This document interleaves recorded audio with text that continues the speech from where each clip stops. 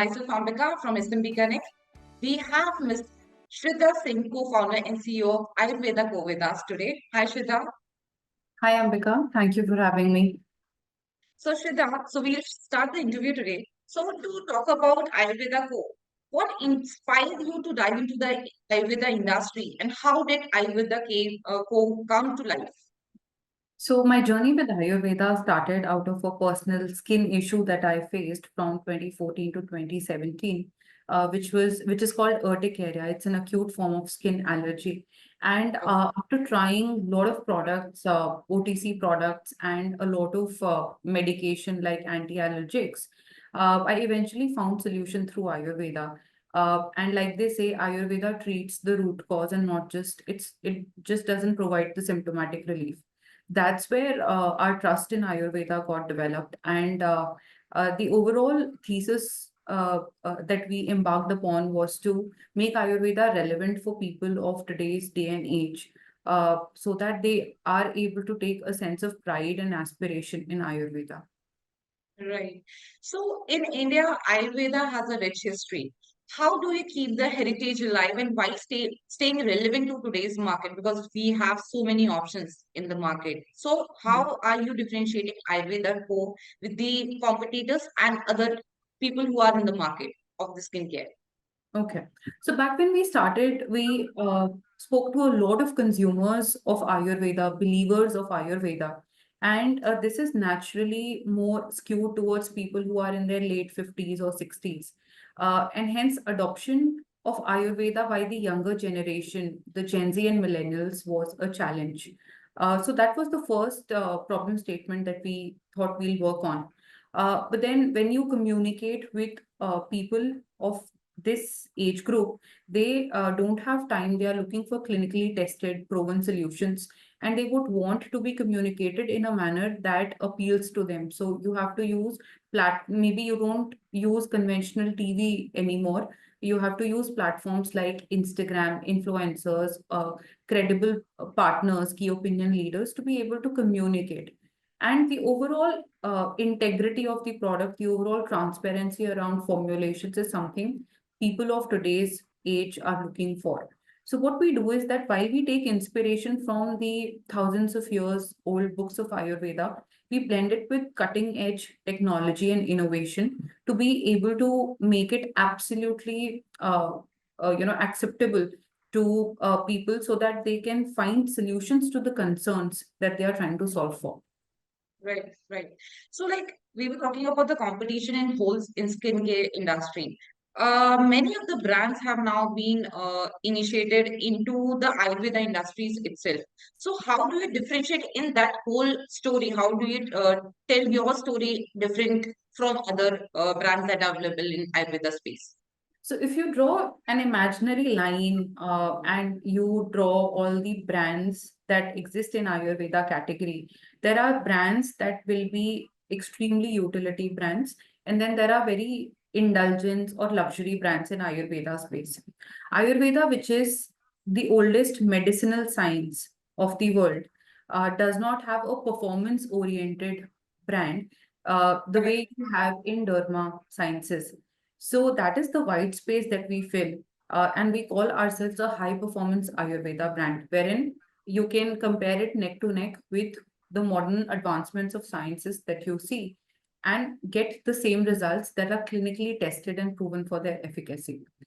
We work very closely with, so we have an in-house team of Ayurveda doctors, R&D scientists, and we also have an external team that we have handpicked that consists of people from some of the most reputed Ayurveda hospitals, also some dermats, people from R&D, teams of some of the biggest companies in the country. And this six-member team has been working on the Ayurvedic scientific technology for the past 1 year. And in October, November this year, we should be able to launch the products that will be the first of its kind to integrate Ayurveda and modern science technology into one skincare. And we are also bringing a lot of medical and pharma grade technologies to Right. ensure that the overall potency and efficacy of the product increases anywhere between 12x to 20x But then the overall product remains inspired from Ayurveda and has cutting edge innovation.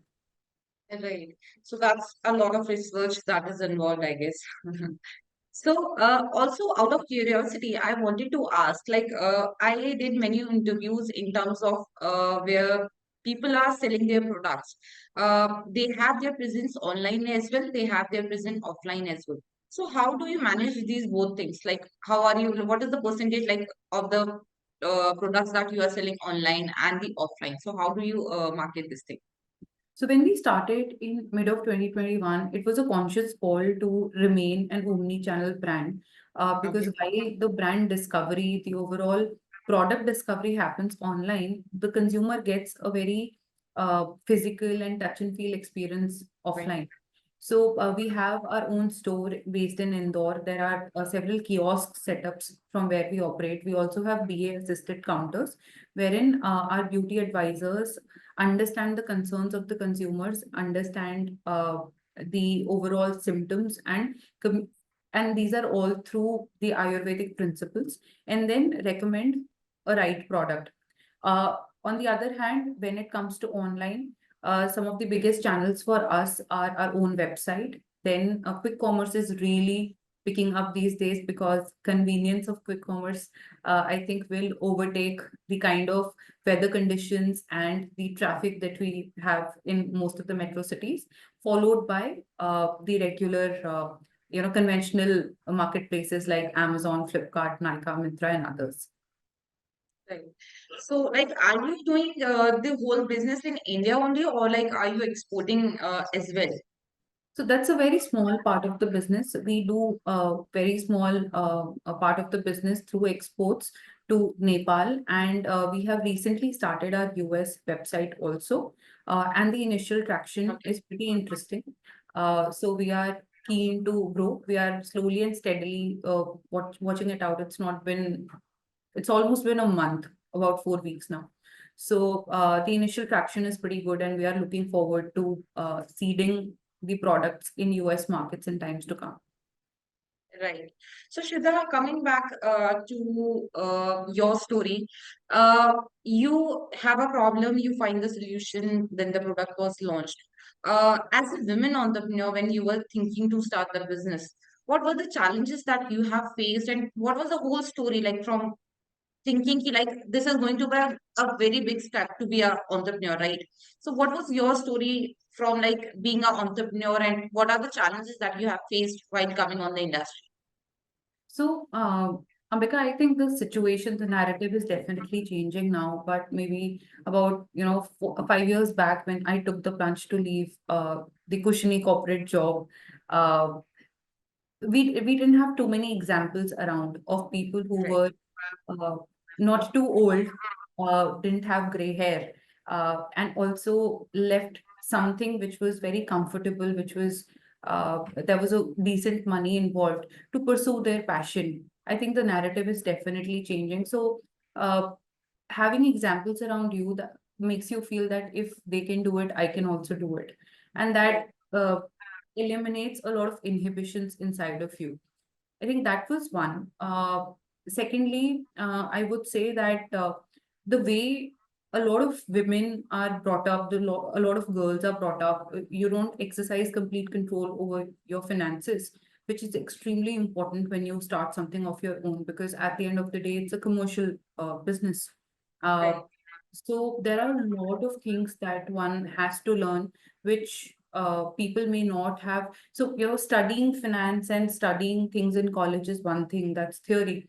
But then how do you ensure that all the things fall into the right place to make the larger picture and still keep the company running? I think that is another area where I saw lesser representation of women, which I see that at least in some pockets it continues to change by since we have so many female founders now, especially in our category, and also in the overall VC ecosystem, private equity ecosystem, there were fewer women, which is on a slight rise, but we are right, far from the equality state at this point in time. I think I would recommend that when women decide to do something, we must never compromise on our value system, and Biologically, and also the way we've been conditioned to grow up, we are nurturers, we are caregivers. But then that automatically and inherently makes us better leaders, because at the end of the day, in any organization, the biggest assets are its people. And emotional quotient is something that I believe comes more naturally to females as compared to men. So I think if people want to start up, they should definitely trust themselves, identify what's their value system, and give it a shot. So when you hire somebody in your team, so like what is the percentage of the women workforce in your team? Because like again, skincare is the department where women are much active. So do you think like you prefer women over man for like your own workforce? Is it like So, uh, I mean, we always have a preference to create more women employment, and fortunately, we are more than 65% women workforce. Uh, that is not just because we are in this industry, but also out of the decision to hire more people. But at the end of the day, uh, I would say that it's all about merit. It's all about right? people cracking the interview. It's not that we definitely look for a female or a male in a particular role, but along with our HR, we ensure that no candidate is selected or rejected on the basis of their gender. And in fact, in our extended teams, we also have other genders. So it's a Right. truly open and inclusive environment that we want to That's create. actually commendable. Yeah. Yeah. So, Shreedha, how do you envision the growth of Ayurveda Co in next 5 years? Where do you see yourself and your brand? I think in terms of numbers, that time will only tell. But I want TAC to be synonymous with modern day Ayurveda. And if through TAC, people of today's generation, people who are in their, let's say, mid 20s to late 30s, early 40s, are able to inculcate a sense of pride and not feel that this is that conventional, grandfatherly, orthodox science that I want to run away from. I think that will be the biggest gear shift that we want to incorporate, and which is a change in mindset, because Right. we tend to get more, I would say, lured by what is happening in the West. That narrative again is changing, but again, it's a long way. So that is the mind shift that, and in next 5 years, I believe we will be there wherein TAC becomes synonymous with Ayurveda, and people start looking at Ayurveda with a sense of aspiration, pride, and the fact that it is my own, but it is something that has global appeal. Right. So, while talking to like many women entrepreneurs or like budding women entrepreneurs for Advaita Awards, I found out that many women are still struggling. And that's an age group from 20 to 30. They have now responsibilities. So, what is your advice to the budding women entrepreneurs who are yet to come on this platform? So, struggling with what? Struggling at Struggling home, with at work. responsibilities again. So there is again money involved. There is pressure from the family, or they are not getting that push. और अंदर से भी लगता है कि I am not like made for being an entrepreneur. So it's like they are in a dilemma कि I should like start for this cushioning job or should I start something new of mine. So what is your advice for somebody who is thinking to start their own business, specifically a woman? So, I would be very honest in saying that the journey, while you will have a big network, it could get lonely at times. And hence, if you are somebody who gets their motivation from external sources, then it could become difficult. So, I think a lot of conversations that you have with yourself, the internal conversations, uh, in this journey you figure out what are your strengths, what are your areas of improvement. And I always believe that when you start something, your personality traits flow. When it's a younger setup, your personality traits flow through the organization. So while your strengths are only adding up, your weaknesses will multiply, because everybody is observing what behavior is getting reprimanded, what behavior is getting rewarded. So imagine Shreedha into, her good things will only add up, but her bad things will multiply. So I think the overall situation boils down to the fact that you have to have very positive conversations and you have to have an internal sense of control on how you feel your emotions. That's very important. Secondly, I cannot emphasize enough on the relevance of having a strong support system. So inherently we want to do everything. We want to be a good mother, a good founder, a good sister, a good wife, good everything. uh, and that creates a lot of self inflicted pressure on us. So we need to look at the value of our time. And you know we were recently, so we have this group called Women in Tech, we call it WIT, and we were once having a conversation. So when I used to work, one of my colleagues, who's also a dear friend, told me that if I do all the cleaning, mopping, cooking in my house, that'll take about 3 hours.